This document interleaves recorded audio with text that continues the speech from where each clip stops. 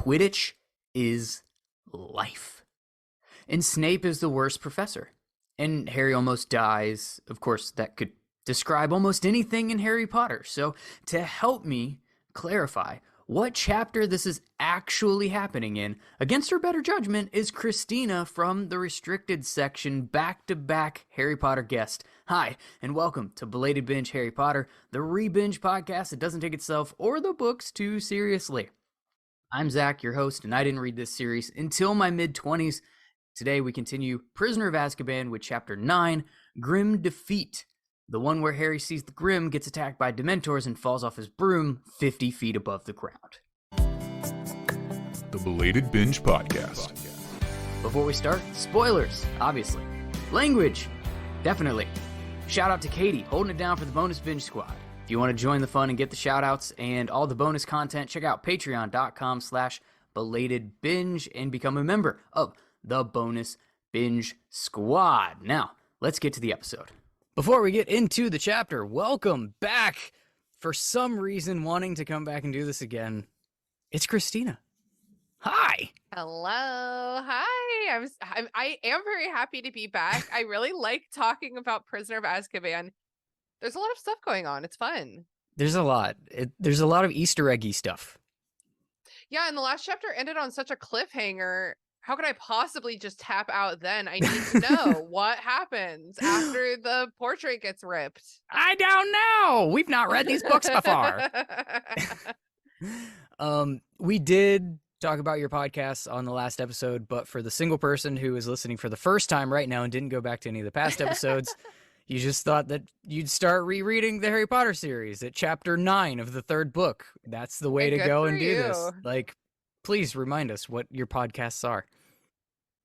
I have a Harry Potter podcast called The Restricted Section, Harry Potter Slander Book Club podcast. I also have my new podcast. It's called Burn Before Reading, and it's about the shitty writing you did in high school. The shitty writing we all did in high school, really. Nice. So now I wanted to put I want you to force your babies into a play date. Not literally, not like a literal date, because that's, even in a loose metaphor, is disgusting. But which Harry Potter book belongs on Burn Before Reading? Oh, wow. Wow. That is so hard. Possibly book 5, because Harry's behavior is super cringy, and I'm trying to think like which book has the grossest adverb overuse. You know, the way that J.K. Rowling will be like, don't go down there, Hermione said warningly. And it's like, hey man, you didn't have to say warningly. She's warning him. We already know it's warningly because it's a warning. I think book 5 might be like the worst offender about dumb little things like that. And that's pretty cringy too. So possibly book 5, although my first instinct was book 1, but I'm thinking that a lot of my feeling about that is from the movies, because the kids are such bad actors in those first couple movies. It's tough. Cringy. Yeah, it's tough. That might be so. Chamber of Secrets is the one that I struggle with the most, because it's not only Me too. For the movies, they're not good at acting yet, and for the books, it's just a regurgitation of the first book, but without the nostalgia. Like it's the same. It's basically the same notes. They even wind up in a secret room underneath the school to face the secret Dark Lord that nobody else knows is back, like in some form or fashion. Yeah. It's like the same. And when I was a kid, and I'd only read these books like once or twice, I always got those two books mixed up, because in Sorcerer's Stone, they literally go through a series of secret chambers. So I always was like, that's Chamber of Secrets, but it's not. Nope. That's the obstacle course. It really is. What a fun fantasy obstacle course for Hogwarts gym class. Yeah, Hooch didn't teach that one. In case you were obliviated or got your Hogwarts letter late, let's shove our faces in that white, liquidy substance of our pensive. No matter how many times I hear you say that, it still makes me just be like, ugh. That is exactly what I'm going for. Snape was awful to Neville in Chapter 8, Flight of the Fat Lady, even more so than his usual level, but times 2 because I said that exact same thing in the last episode, and it's still true. This time, because he's learned that Neville turned him into a 97-year-old woman in Lupin's class. And Harry doesn't want to go to Hogsmeade, or doesn't get to go to Hogsmeade even though he wants to, and instead he gets to have tea with Lupin. There's a million Easter eggs, even though it's Halloween, and we've got our holidays just all mixed up. Lots of little baby divination moments, and nothing else really happens until the very last sentence of the chapter. That's when we learn that Sirius Black has gotten into Hogwarts and clawed up the portrait of the Fat Lady. And now, Priori in Conchapter, where our wands connect, not the tips, just the streams, so we can recap what went down in the chapter that we just read. Chapter 9, Grim Defeat. In this chapter, Snape continues his run of worst teacher in history, and Harry falls from like 50 feet in the air during a Quidditch match after hearing the cries of his dying mother. It's a cheerful chapter. Yeah. We open in the Great Hall where the teachers are searching for Sirius Black, and we're having a slumber party. I guess. It actually does sound like a lot of fun. And I can't read this anymore without thinking about I think pretty commonly known lore from the films is that during the sleepover scene when they were filming it, oh my god, what is the Dumbledore actor name? Gambon. It's Michael Gambon. I can never remember which is which. Michael Gambon put like a fart machine in Daniel Radcliffe's sleeping bag and was making him make fart noises while they were filming. Which is exactly what you think this kind of slumber party would be like. Just that level of maturity the whole way. So many farts. The prefects. I just think they would be so... Oh, sorry. Go. I'm annoying. No, say it. Well, I'll bring it up. I'll bring it up later. You're doing the description. Well, the prefects are on the lookout, and Percy's in charge, which should definitely go well. I just want to point out that all the students in the school are in danger from an escaped mass murderer, so we put them all in the same giant room with the protection of other children. That's what we're doing. Definitely not a lot of skill going on in that room, but I do think it's like a numbers thing. It's like, as long as Harry's towards the middle, he's good. Well, it's like, we didn't leave one professor behind. Nope, prefects are in charge. And prefects. I do feel like if Sirius Black had decided to like storm in, grab Harry and run, like the children wouldn't stop him. No, they're not stopping him. And think about what Sirius Black was incarcerated for. Like an explosion spell that killed like a dozen people at one time. Mm-hmm. So just to make sure that none of the kids get hurt by Sirius Black coming after one of these children, let's make sure that all of the children are in the same small confined space that one explosion could just do them all in, all at once. And their only protection is themselves, because we didn't leave a single professor behind. Oh my god. Well, but Dumbledore loves them, so there should be love magic. No? There it is. No. The choices are interesting, to say the least. Interesting. Yeah. You definitely leave one teacher with the students. Yeah, you probably ought to do that. And maybe one that has any level of competency with a wand at all. Leave Flitwick. Maybe Lupin. Flitwick's very good. Lupin, someone who is nice to children and can duel. Snape, he's really mean and can duel. Yeah. Flitwick is an underused character in this series. Like he seems so cool. He seems really funny and fun. And we almost never get a word from him. And when we do, he's usually disciplining Harry and Ron. Which is funny because I think our first word that we get from him is like, Doesn't he like squeak in excitement when he calls Sure Harry's does. name on like the roll call? Yep. He's just like, oh, Yep. Harry Potter, oh, oh, in my class, oh my goodness. But also, he's like a total badass dueling master, which we don't learn, and he Yeah. wasn't actually involved in dueling club at all when we had that in the last book either. And he should have been. You think maybe? I'm sorry, if you're gonna give a professor that Lockhart. backstory, maybe have him in the dueling club. So Maybe, dumb. maybe don't make it Snape. And it's like, oh, everyone knows about Dumbledore's legendary duel with Grindelwald, but then I want to know, who did Flitwick duel? How did he get this name as like a legend? Who did he kill? Well, here's the thing that I think in my head canon or whatever is that this was like organized sport. This was like fencing, Mm-hmm. Okay. not like war. They should have a You know? different name for it then, if you also duel people to the death. Yeah. Yeah. I don't know. For whatever reason, that's just what it feels like to me. It feels like Yeah, that his makes is a sense. formal title that he got by like an organized Mm-hmm. thing as opposed to like An organization. yeah, like it's a ribbon, it's a plaque on his wall from Yeah. a tournament that he won, not He he lettered led a in dueling. yeah, yeah, he's got the jacket. It's sewed on Yeah. that weird felt material. Anyway, um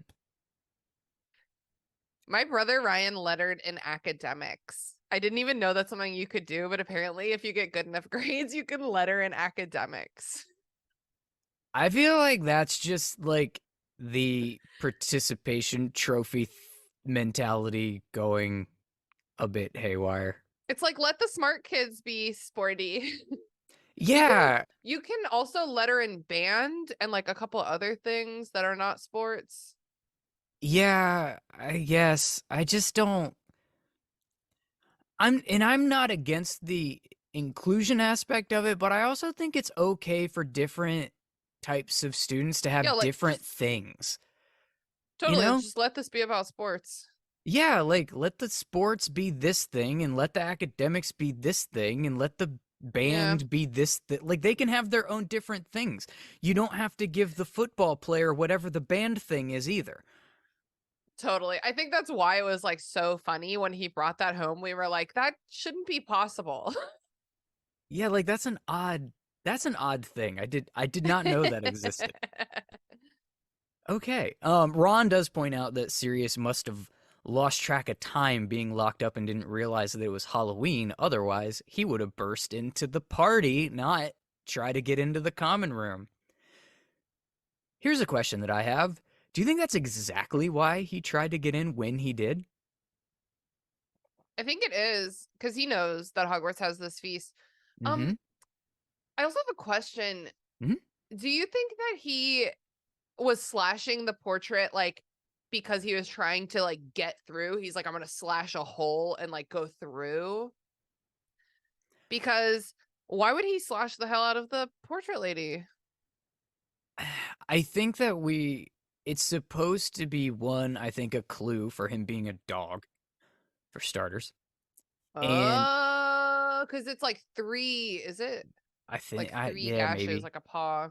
Yeah, Maybe. and I also think it's supposed to be I think it's supposed to represent that he has been locked up for so long and he is a bit maniacal at this moment. Like that's what Mm-hmm. he's supposed to like that's what they're supposed to be afraid of or whatever. And I think he is a little bit unhinged, but he's also very organized in it. Like, but he had gotten this Uh-huh. close, he'd gotten this far, and he couldn't get Yeah. this thing. I almost wonder if it was more just like a frustration of like, Yeah. damn it, nah, But you didn't let I me in, do know that he because he also knows he's not gonna hurt the. It's a that's painting. true. He knows it doesn't hurt. I Yeah, mean, we don't know it doesn't hurt. I mean, I think But we're you would think it didn't. yeah, I'm You would think pretty it sure it doesn't doesn't hurt. hurt because she's still here. She's hiding in another painting, but like she's still alive, Yeah, she's or alive, quote unharmed. unquote. Yeah, yeah. And I'm fairly certain portraits can't feel pain, but I guess I don't know that for sure. But I do think I think one, he wouldn't want to get caught trying to get into the castle. I think he Yeah. also wouldn't actually want to harm or scare any of the children. And he's there specifically to get Peter Pettigrew, not traumatized children. So he's probably been like sitting around counting down the days to a moment like Halloween when he knows Yeah. that the kids are all going to be concentrated in another area of the castle and He's like, Scabbers will hopefully be in the dorm like on his own and he can get in then. yeah. Yeah, and it's because they're just assuming that he's after Harry, that they're like Mm-hmm. lucky that he had no idea where we'd be and like came to get you when you weren't there. But it's like if they had thought about it like, oh, he went to school here, maybe he like actually did that really intentionally. Yeah, you would think. You would think. But and But I do wonder if they're like, he must be a Dumbledore's dumb idiot. yeah, that's what Ron and Harry and them are thinking, but I do wonder if Yeah. Dumbledore didn't take note of that. Because one thing that strikes me a little Yeah. bit is how quickly Dumbledore is to believe and like take Sirius's side and actually I was want to thinking, free him later in this book. So he has to be starting to put yeah. some pieces in like in place in his mind, or he wouldn't have just like Yeah. gone that quick, I don't think. I was thinking about this earlier. I totally agree with you. I think that like we cannot forget that Dumbledore can read minds. So Yeah. I always assumed that like Harry's like he's telling the truth, and Dumbledore's like, "Oh, you're literally being completely honest right now. That's real." But Yeah. I also think that he probably suspected beforehand based on these clues. Like you said, I think both things are true. Yeah, I never thought of it. Honestly, even writing the notes, I didn't think of it until this moment. I didn't really clock the Dumbledore part of this, but I also wonder a little bit if that's also not why he just left the kids with the kids because I wonder if he's not starting to kind of think if he wanted the kids, he wouldn't have gone at the portrait when nobody was there. What is this really? Yeah. And so let me make sure the Yeah. kids aren't wandering. The kids aren't going to get themselves like hurt or in danger by Dementors and everything else that's trying to kill them in this castle while we try to find Mhm. him and find out. It does make you it makes you ponder a little bit. Yeah. Our trio's doing a lot of pondering and speculating about how he got into the castle, and Hermione gets all pissy when she's the only one that's read Hogwarts history and how Classic. Hogwarts She is never stops being pissy about that. yep, not ever. And Hogwarts is totally impenetrable, shooting down every idea for how he got in and ignoring the fact that he got in. He just did. Yeah. What if it was a vanishing cabinet, Hermione? This is the version of Hermione that's still very, very annoying, particularly in these early books, where a history textbook holds every single answer, and there can't possibly be an outcome that wasn't accounted for in 1822 Well, when the book was written. yeah, and we were talking in the last chapter about Hermione, just kind of like being really like petulant Yeah, about like the things that she thinks she's right about. yeah, It takes real growth to be like, it actually doesn't matter if I'm right in yeah, the end. yeah. Yeah, they hadn't figured out plumbing yet, but they definitely had all the answers to stop dark wizards from entering a place they weren't supposed to be. For sure. Definitely. Harry gets to overhear Dumbledore talking to Percy and do a lot of eavesdropping, and Hmm. Dumbledore just may or may not have been speaking just loud enough to make sure that Harry could hear him. Maybe not. I don't know. Why do this in So you think private when this was Harry on can hear? purpose? I don't Yes. It's like, why on earth? yeah, I don't think that it wasn't on purpose. Like, I'm not saying he was like planting Percy right next to Harry to talk to, but I definitely don't think that he was like trying to not be overheard.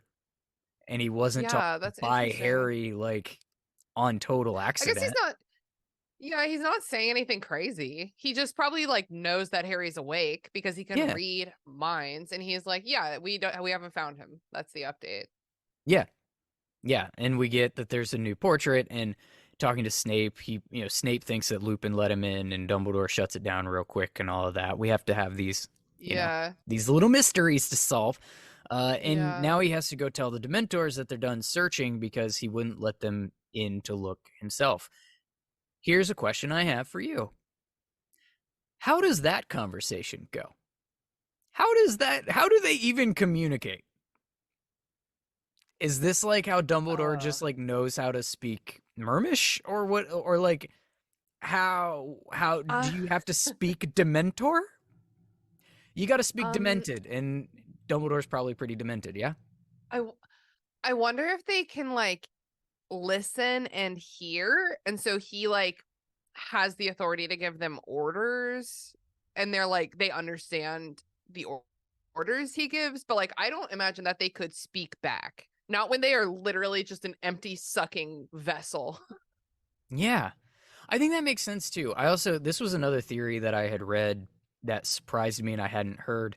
And I think I've brought it up somewhere else ever before. I don't know where it was or why, but the idea that a Dementor is actually somebody who has had, like, received the Dementor's kiss. Oh, that's what you like turn into. Yeah, that's what you turn into. And then you're It's just like when like, you hang out. It's like when you hang out with the One Ring too long, you turn into Gollum. maybe. I don't know. I'm not a Lord of the Rings nerd. Um, Interesting.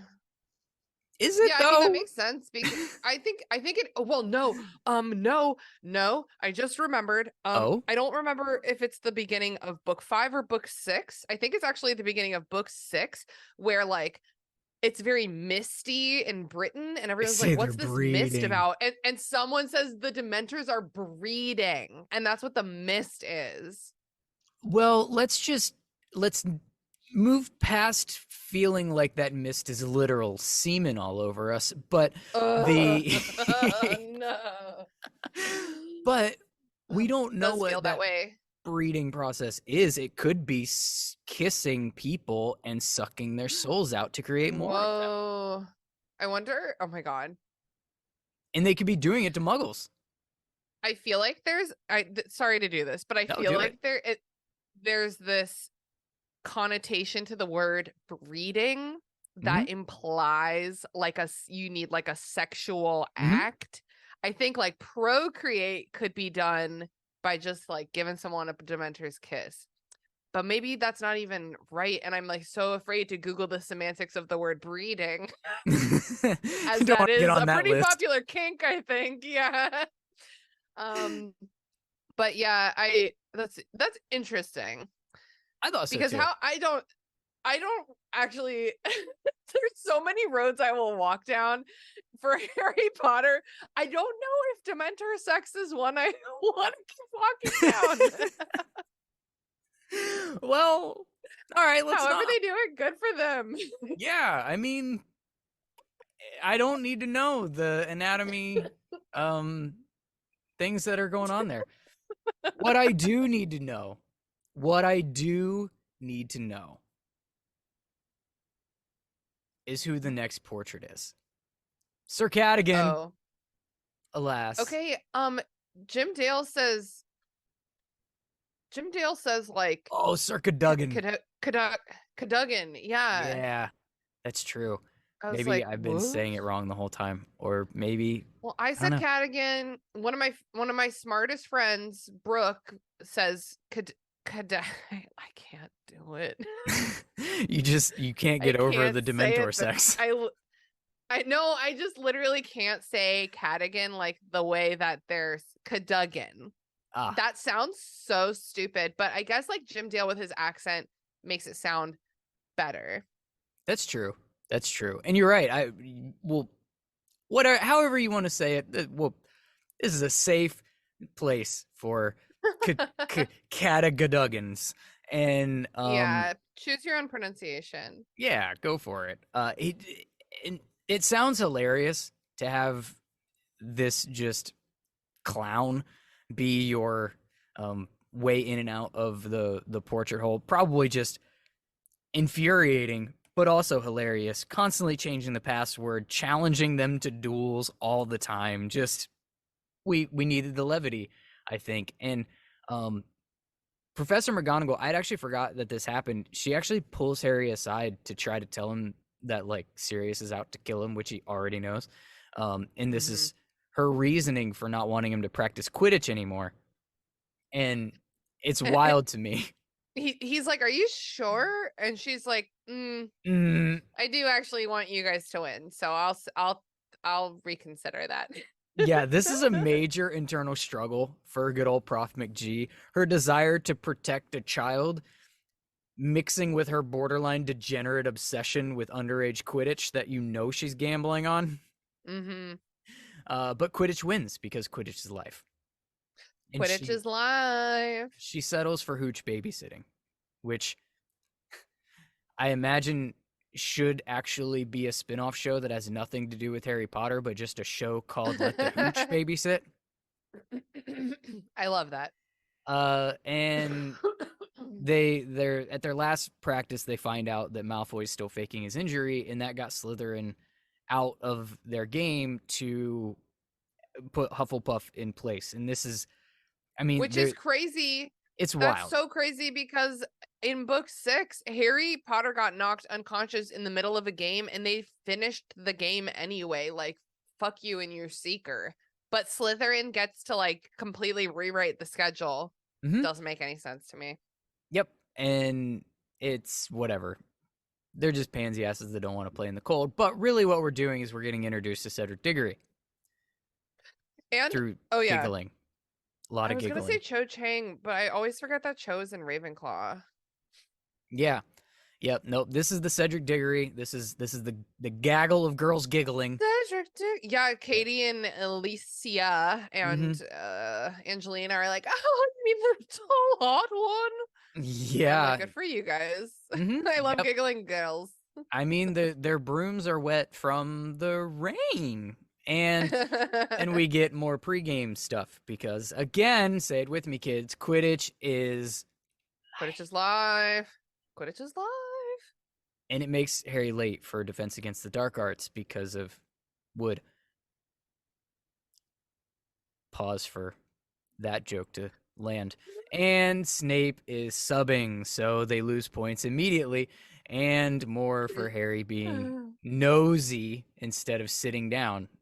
And this is where Harry starts thinking again that Snape poisoned Lupin, and that's why Lupin's too sick to come to class and all of this. Yeah, I mean, the evidence is strong. I mean, it's funny because we have this like Snape is always a red herring all the time. Harry always suspects Snape. And Snape Hmm. is always doing shitty things that justify Harry suspecting him of doing the shitty things. Yeah. It, but it is a bit exhausting, mostly because I hate Snape so much. And he's a dick to Hermione as usual because he only wants to shit on Lupin in front of the kids. He doesn't want them to actually learn anything. And he wants to make sure that she has all of her just studious dreams just crushed into her soul That's the because he thing. hates Like, her. how do how do you not just and it's because he's a Nazi. But like how do you not just like respect her like how much she puts herself through in the name of academia as a teacher? How do you not respect that? It's because he's a Nazi, but it drives me crazy. If she wasn't friends with Harry Potter, she wouldn't be treated this way. Yeah, that's true. And that's insane. And you should fire a teacher who acts like Yeah. this. I said this to Radio Mike in the last episode, and or not the last episode, the pre the one The last that he guest was on. Yes, the yeah. last guest I had before you. It's the chapters are blurring together for me, but the I think that the fandom takes a lot of liberties to drag down Dumbledore and his decision making throughout this whole Hmm. series, and some of it is merited, some of it they just don't. They just want to hate Dumbledore and all of that, and do you boo boo, but In my opinion, the fact that Snape is continuously employed as a professor at this school is actually the biggest black mark on Dumbledore's resume. Oh God, yeah. Yeah. I would actually totally agree with that statement. Like I think it's uh that and plus the other big thing for me is continuing to send Harry back to the Dursleys, who are just like really upfront about being super abusive. I can still like caveat that annoyance for me because of the Don't say love blood. magic. Well, Don't say he love magic. well, I have to because he placed that charm on the Dursleys' house himself. But what you can do is, first of all, how long does he need to be there for the love magic to work? Because Well, could he that's be there for one night, or does he have to be there for like 2 weeks? And if he can be there for 2 weeks, Dumbledore, why don't you take your ass down to fucking number 4 Privet Drive and say, I know you treat this kid like shit and you literally have to stop. I'm the most powerful wizard in the world and I'll fucking kill you. If you keep abusing this kid, he waits until book 6 to be like, you've been treating him very badly this whole time, and I've been watching. that part I Sorry, could apparently not. that's a trigger for me. Well, that is the part that I couldn't agree more with. Um, I think the sending him back is a necessity for that charm to stay, and him recognizing that place as a home is an inherent piece Tell the of the magic. So tell the that part, Dursleys that Ron has to go with him. yeah, it's There's like the so many ways to do it better. I agree with that wholeheartedly. So for me, it's not the sending him back; it's the not intervening in what is happening there. Yeah. That is the Yeah, part yeah, that totally. that is a problem for me, particularly by this It's a point. problem. Because, like I said, I have this Dumbledore like theory that is like working itself out, and in this book, he's trying to give him family. That's why Lupin's there. He's just now starting to take an interest in Harry's happiness as a person. At this point, up until Yeah, this it's point, true. I believe that Dumbledore has seen Harry as no more than a chess piece that he has to make sure stays alive in order to Mm-hmm. fulfill the prophecy to kill Voldemort. That is it. That is Mm-hmm. all Harry has been until the end of book 2 when he has the moment in the office where he showed Dumbledore the type of loyalty that would send Fox, and that Mm-hmm. in that like basically broke Dumbledore down from being able to keep himself separated. Because I don't think that Dumbledore was doing it just because, like, I hate kids, I hate this kid, I don't care about this kid, but I think he purposefully had to try to disassociate himself. Like, this kid is very Yeah. important for a specific prophecy reason, and I can't let myself get attached to him because, Yeah. like, that's going to make it way harder to do what I have to do. But he couldn't, eventually, he couldn't help it. And by this point, he should have gone to the Dursleys. Like, at the end of this book, when the next time he has to go back, or at the end of the second book, like, that is the latest point in which he should have been on the Dursleys' doorstep and being like, if you keep abusing this child, I will cut your heads off very slowly, very painfully. You will be nearly headless Dursleys. Yeah, I think that the one thing everyone can agree on is that Dumbledore throughout this series what has been put in a very tough position. Whether or not It you agree really with is. how he Mm-hmm. handled it, it's tough. It's really tough. He's in a It's pickle. it's very very difficult. Alas, though, it's funny. That was another thing Radio Mike said. He's like, actually, he kind of took that upon himself. His number one job is to be the headmaster of this Hmm. school, not kill Voldemort. Yeah, yeah. But I I mean, guess he it's like was great the power comes one. great responsibility because he just is like so powerful. Very true, and he was the one that the prophecy was made to. So like, he's Oh got yeah, skin in this that's game true. whether he wants it or not. Anyways, Yeah. he assigns Snape back to the chapter. Snape assigns werewolves in the class. We know why he's doing it.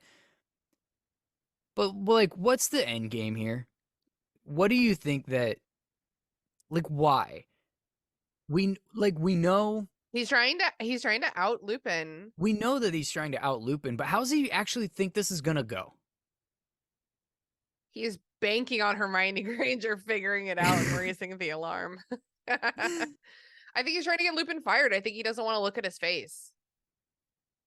Yeah, that's true. And I think it's really funny that you said that he's really banking on Hermione to figure it out, because I want to read to you the third bullet on my list of questions to ask you on this topic. Do you Oh. think he's really banking on Hermione to figure it out? I'll say yes. As much as he hates her, it is impossible to believe that he's not doing this with her specifically in this classroom Yeah. deliberately. Yeah, totally. Especially because she has now a proven history of like meddling and being nosy and figuring stuff out. After the basilisk last year, she figured it out. Mm-hmm. Yep. So yes, I do think he's completely banking on her. Yep. And he He continues. respects her. She's smart. He just is She's such an asshole. yeah. Yeah, it's infuriating. He continues to shit all over Lupin, which is also infuriating. He continues to take points away for Hermione answering his questions correctly because he hates Oh her. my god. And Oh Ron my god. defends her immediately. Let me say that again. Ron Mhm. defends her immediately, Mhm. just in case the producers might be listening of the movies. Ron defends her immediatly. Yeah. I think it's too late Yes. for them to change that in the movies. I don't know if there's still time. Book Ron's actually a good character. He doesn't care about Yeah, taking he attention to tell Snape sure off. is. Yes, he would actually love to. If there's one thing about a Weasley, it's that they'll fucking fight for you. Yeah, yeah. But, you know, They're already in a fight, and now it can be about you. The thing about the Weasleys is that they're already in a fight right now. yeah, I don't know. But the Rupert Grint makes some really funny faces, so I'm glad we at least got that. Here's the piece Hmm. of this this homework assignment that Snape gives them that I just wanted to illuminate. How to recognize and kill a werewolf. Ooh, yeah, that's damning. And that's not an accident either. Wow. Yeah, that's fucked up. Yeah. Come on, Snape. I want you to write me an essay on how you kill your professor that I hate. Yeah, especially because like whatever Lupin and Snape's history is, and I'm sure Lupin was extremely permissive of a lot of James and Snape's behavior, of James and Sirius's behavior. We see that in the pensive, but like you know that since coming to work in this position, you know Lupin has been nothing but polite to him. You know Oh, what for I sure. mean? Like obviously he's an adult now. And so Yeah. like harboring this resentment is just like it just really shows how Snape has still not grown up at all. He's like still holding on to his high school love, his high school nemesis. Like he cannot let go. He peaked in high school, and that's very depressing because he was not good in high school. No, and that's another I actually like would love to see an unbiased Marauders story because Yeah. we don't see anything from the Marauders that is not bias. The Yeah, it's really fandom, hard to know what actually happened. yeah, the fandom is so accepting of the fact that James They was an love the absolute Marauders. bully and Yeah. treat just like Or was a horrible or they person like or to whatever. imagine that he wasn't, you know. I literally have never seen that one. Not once. I've seen nothing but James is the biggest bully piece of shit on earth. Snape was a victim and bullied. And the only thing that we get is James hated Snape because Snape was obsessed with the dark arts and James hated the dark arts so bad. And Yeah. while James did go after Snape at every chance he got, Snape also took every liberty to go after and curse James every chance that he Yeah. got. It Like, was mutual. yes, and we don't ever actually, at least I don't see it on the internet that I, peruse. I never see an unbiased, like, mutual, these two people legitimately just hated each other. You only see it through, Who's the victim? yeah, James attack. Yeah. Like, James was the biggest piece of crap ever, and that I don't know why, but I always feel the need to point that out because the only true representation that we actually see in the books is through Snape's Mhm. perspective. That we know he Yeah. can't be like unbiased and fair about. He's not unbiased and fair about anything as an adult. Yeah. And then like Harry goes to Lupin and is like, "Can you confirm or deny this?" And Lupin's like, "I definitely don't deny it, but like everyone grows up, like that's not And like the there's whole context here, person. That's yeah. not like the whole yeah, there's context here. That's not the whole story. Was it bad? Yeah, but like we were all shitty in high school." Yeah. Yeah. Uh anyways, I can't keep taking us on these side tangents. I Speaking of love it. shitty, Peeves wakes up Harry in the middle of the night. Is this a thing that just happens a lot? I love that Peeves came up in this chapter and the last chapter. I love Peeves. If nothing else, he's extremely fun to talk about. I have no idea. I think he does just like fuck with it's like he's on like Jackass and like no one else is playing. You know what I mean? Like he's just It, trying to fuck shit up at all times. it blows my mind a little bit because I've heard somewhere recently that like Peeves has some sort of. It seems like has some sort of like unspoken agreement with the professors not to disrupt class. Oh yeah, that's true. But waking kids up in the middle of the night, totally fair game, I guess. Fair It, game. it That feels won't like, disrupt class at all. yeah, it feels like that's a line that shouldn't be crossed, even if you're a Yeah. spirit of some sort. I don't know. But it's happening, and it's happening specifically so that we can get reminded again of Crookshanks. That's why. Oh yes, sure, because Hmm. he's trying to sneak into the dorm. Uh-huh. Yep. And Cats are like this. yeah, and reminding us who Cedric is, you know, which Sure. yeah, we're just setting that up for next book. We've at Is this he in the breakfast hall? No, it was like Harry reminiscing, I guess, on like Oh, Wood okay. Wood had pointed out Cedric and who he was going to be going up against as Seeker in the Harry's like, match, I and have he's a actually crush. like big, and that's actually going to be like really helpful in these Oh conditions, yeah. and like I'm looking he's I asked fretting that because it. I'm looking at my notes from the restricted section about this chapter and I was like, Mhm. where's Cedric? Okay, so that makes sense. Yeah, it's why it's kind of thrown away, but it's literally just here because we're setting up Cedric to be a thing for the next book. Yeah, totally. And here's the thing that I don't think was set up correctly and why I'm harping on it from this chapter, because otherwise it's not important. He says that Cedric is a fifth year, making him a Uh-huh. sixth year in Goblet of Fire. But you have to be Oh. of age to enter the Triwizard Tournament.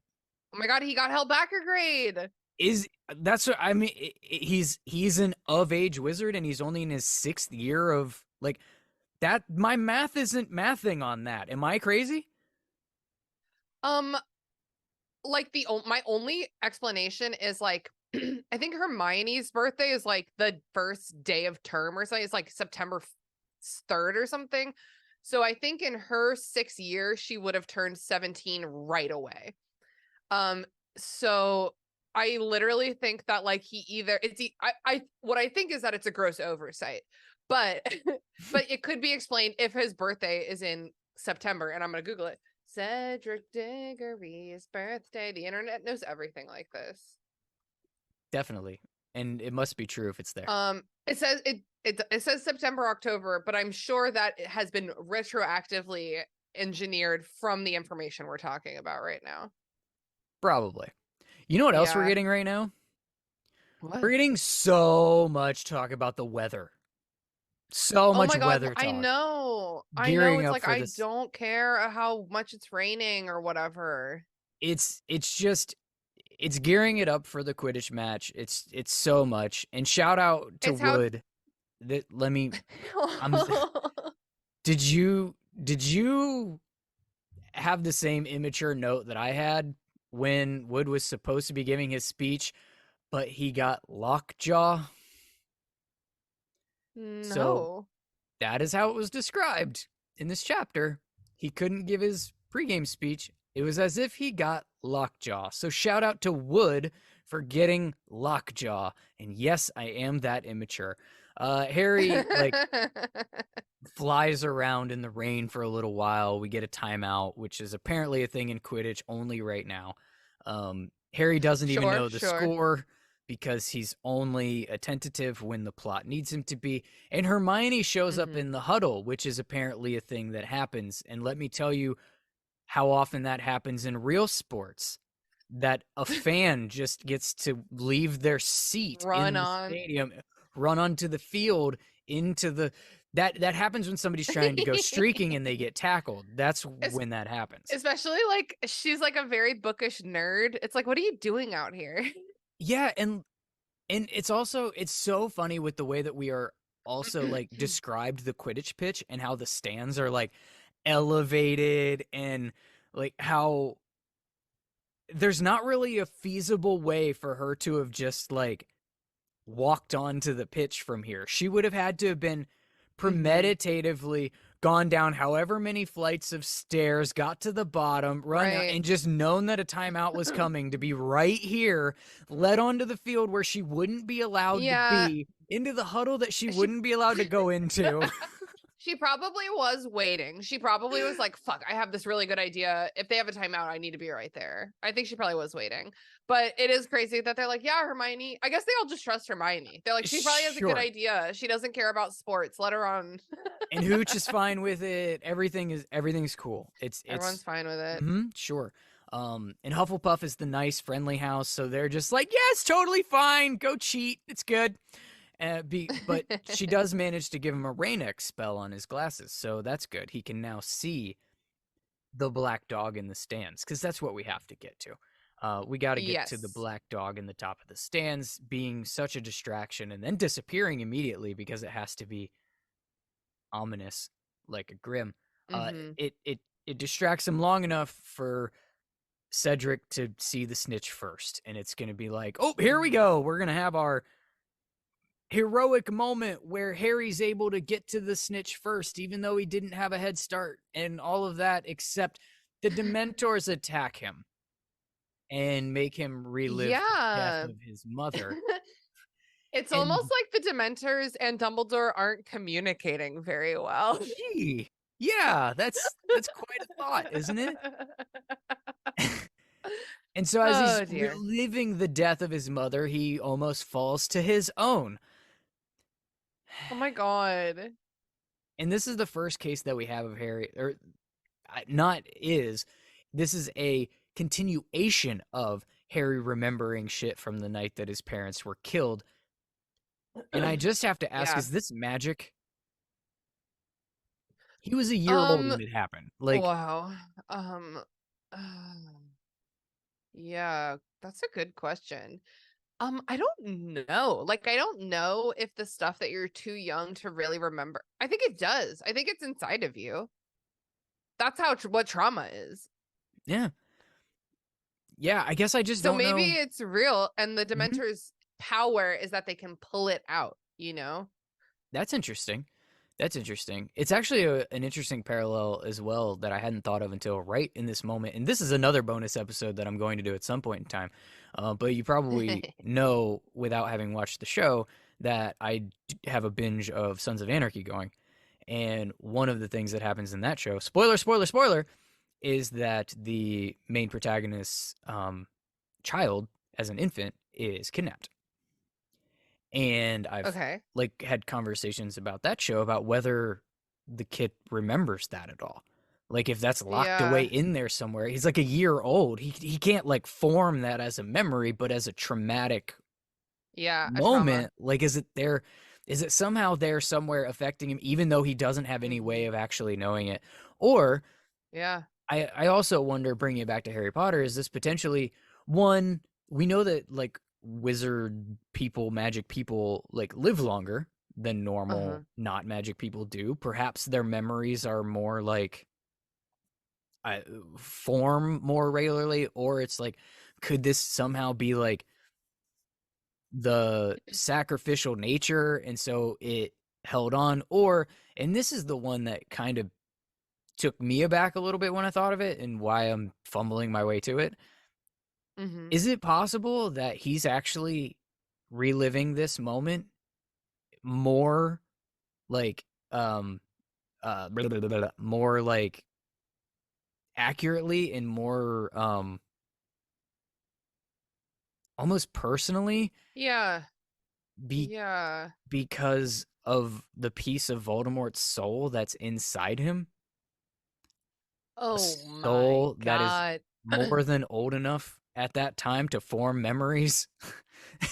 Whoa. And it's crazy because like that, like his mom dying was also like a very real, like physical slash magical trauma to him because he did get Horcrux right in the face Yep.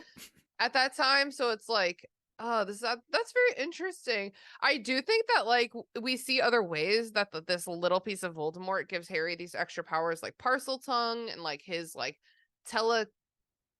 It's not telekinesis, telepathy type of like. Well, that's not His what it his is either. his ESPN. His ESP. ESPN, yeah. Yeah. Yeah, and so like I wouldn't be surprised if it also, yeah, like held on to this information that Harry's waking mind like didn't. And it's also funny, well, funny or interesting that this would have been a traumatic moment for that shard of soul as well. And if that shard of soul was Whoa. forced to relive Whoa. its trauma by a Dementor, it would be this moment Whoa. when it got ripped. Whoa. What? And What? What's happening? Oh my God. It's really annoying how much time I've invested into my Harry Potter podcast, and there's still stuff that I've never thought about before.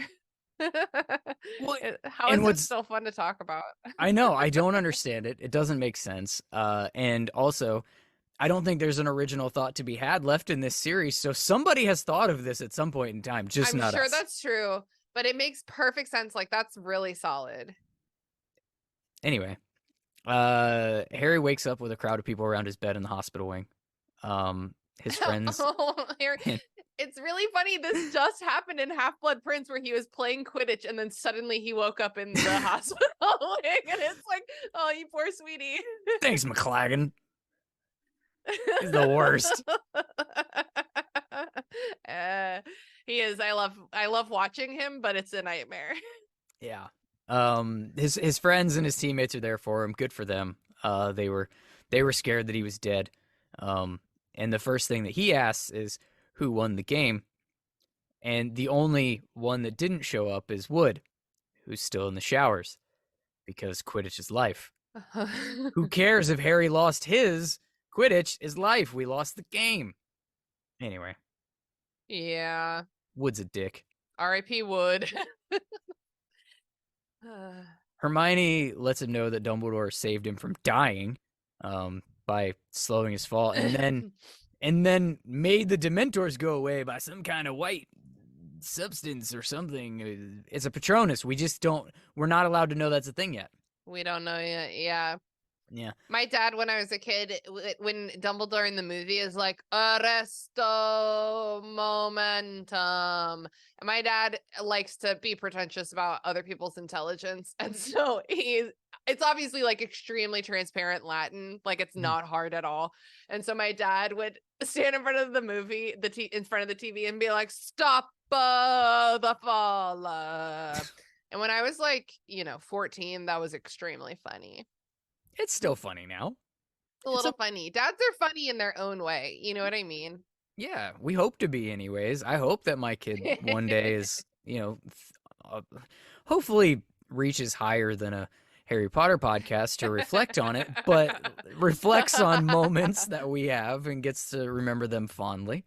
Your kid's podcast is going to be called Life as the Daughter of a Guy with a Harry Potter Podcast. And she's going to be rereading the Harry Potter books that hasn't read since she was a toddler because that's when Dad read them to her, and she hated every second of. But now she loves it because it reminds her of her dad, who I don't know, got forked in the eyeball at some thing. I don't know. I'm trying to think of a weird way to go out because I don't want to predict my own actual demise, and I hope that I'm 110. I think you can live without the eyeball. I think if your eyeball gets forked, you can survive that. It's true. It's tough to live after getting forked to the back of the head, though. Another Sons of Anarchy reference there. You really should watch the show. Uh, Um, it's it's worth it. Maybe someday. It's uh, it's Hamlet on motorcycles. Oh shit. Yeah, Okay. it's All right. legit. Well, that changes everything. It is legit a soap opera told like with leather on, and That's very and funny. sometimes the leather is bikers, and sometimes the leather is a whole other thing. Ooh. Harry offhandedly asks for his broom and learns that it got crushed by the Whomping Willow. Oh, He just went so through hard. depression in physical form. He almost died from falling like 50 feet out of the sky. And now his broom is broken. And that's the worst news he's gotten. Quidditch his life. Harry might as well be dead. Yeah. He's really I get it. I get it. It's hard. It's It like is. when your car is totaled. It's like, damn, I really vibed with the one I had though. Yeah, I imagine that's a more normal, thought process for people to have. I think of it like I grew up as an athlete, so like I get the Quidditch is life thing, even though Quidditch as a Mm-hmm. sport is stupid. I do get it. I grew up also like riding dirt bikes, and so to me, Mm-hmm. that's what I equate the broomstick to. Is like that Yeah. would be me on my dirt bike. So like I get it. In my motorcycle now, like if it took a shit, yeah, I'd be down. That'd Um, be sad. But luckily, Harry, you are rich. So you financially, this is fine for you. you can get another broomstick. And ironically, he doesn't have to buy his own, but we're not there yet. Is there Oh anything from the yeah. chapter we missed that you wanted to hit on? I don't think so. Let me scroll through my notes, which I took 3 years ago for my own podcast. That's really funny, Just like though, that you're able to do what? that. Like, Yeah. reference your own notes from your own show when you go. I've never been able to do that because every podcast that I've ever guested on, I'm going forward in the series. Oh yeah, that's true. That is really funny. I'm the one that's like Um farthest behind of all of the people that I've collaborated with. So, like, you all get to I got all like, the notes. yeah, bring your thoughts. I have Well, to like, and last summer I Mhm. took notes for books 5, 6, and 7 Oh so that wow. I wouldn't have to. Yeah, I had a job where I did a lot of sitting. It was like a brewery that did not get a lot of attention. Mm, And so I did all of them. So I've had those for a while. wow. Um I'm w- not that I- organized and ahead of time. it's like if you have a time opportunity and you know you need to get something done, I just take Mhm. it. You know what I mean? I get it. Um I can actually relate a little bit, and this is almost like a sneak peek for the listeners of the podcast. All tens of you, listen up. Um, so I actually it was either last night or the night before, finished up my notes from the next new binge that will take place that I have not announced yet. Ooh. And I've Oh my actually god. like I treated that one as if like I took the opportunity like you said, and I actually wrote my notes for the whole like first season of the thing. I haven't Nice. That's obviously awesome. recorded all of that, but like all of those notes are taken, which I've never been that Hell far yeah. ahead on any of this stuff. I was taking these Feels notes good. like last week. That's Anyways, awesome. That's so exciting. I imagine you have something in these notes that Hmm? I imagine you had something in the notes that I interrupted you from saying. Oh, no, not really. I just think I know we already talked about this, but I do think it is funny that Madam Hooch is on staff for like like 20 hours a year. Yeah, it's odd. Like they she must be the Wizarding World equivalent of the phys ed teacher, and Yeah. there must be like okay, so we have our flying lesson one time in the first book in order to learn that Harry is a good natural flyer. Uh-huh. But the rest of the student body didn't just get that one time, right? Like that's just the only time that we took note of what was happening in that class. Like that had to have Yeah. continued in some form or fashion because otherwise what's the point of It doing it literally once? had to have. Yeah, Yeah. You have to teach them how to do a thing. yeah. It's It takes kind. more than one. I think of it kind of like Professor Binns's class or like Professor Sprouts' class, where like we're only in them literally once or twice in like the entire series. But like Yeah. they're But happening they're in the always there. background. Yeah, so like Mm-hmm. she must have some sort of wizard phys ed flying and maybe some other kind of are magic carpets a thing? Like I don't know. Is this where they learn how Oh, to they talk play? about it in book 4, but I forget. Yeah, is this where they learn how to play like gobstones and stuff like that? And then there's those tournaments that we learn are a thing, but we don't actually know anybody that does them because Harry isn't that. He doesn't do that. Quidditch only. Yeah, Quidditch is life. I don't know. It's weird. It's got to be a thing. But Ron would be that professor in the weird little spin-off of workplace comedy where Yeah. they're all teachers. I'm gonna I love it. speak that into existence. That's gonna have to be a thing. At least somebody make the like fan funded and created Yeah, fan stuff. version of that. Do that. That would be fun. Yeah, hell yeah. Okay, let's do some house points on this chapter before we go. In true Hogwarts fashion, these points are completely subjective with no oversight and fully at our discretion. This week, I'm giving house points to Ron, 10 of them, for standing up to Snape for Hermione. I'm giving Hermione, Ron, and the rest of the team, except for Wood, 5 points for being at Harry's side by when he woke up. And I'm giving Dumbledore 10 for saving Harry's life. Do you want to Solid. give any points to anybody? Yes. Controversial. I'm gonna give Percy points because Oh, the school needed a head boy, and he was that head boy. he was definitely he he's definitely a boy they with a left, as giant we head. mentioned, as we mentioned, they left the whole school in his hands, basically, in this other girl that we don't know who it is, maybe Penelope Clearwater.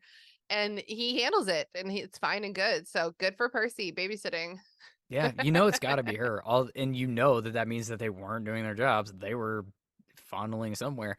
Okay, so I'm going to take some points away from Snape, 25, for being a bully and a shit ass teacher to the 100th degree again. I'm going to take 5 for Draco for wussing Yeah. out of Quidditch, and I'm going to take 5 from Wood for not coming with the team to make sure that Harry was okay. Would you like to take any points from Yeah. anybody? Yeah. Oliver Wood is not doing his best in this chapter for No. sure. No. I'm gonna take 10 points from Snape for trying to lead his students down a path to murdering another teacher of theirs. Yeah. Yeah.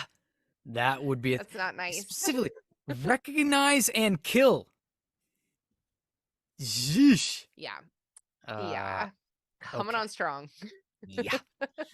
Before we go, expecto plot changeo. Let's rewrite Harry Potter one small change at a time. This expecto plot changeo question is: what if Harry didn't see the black dog in the stands during the Quidditch match? What do you think? I actually think that the Dementors still would have come, so I think he still would have fainted. Interesting.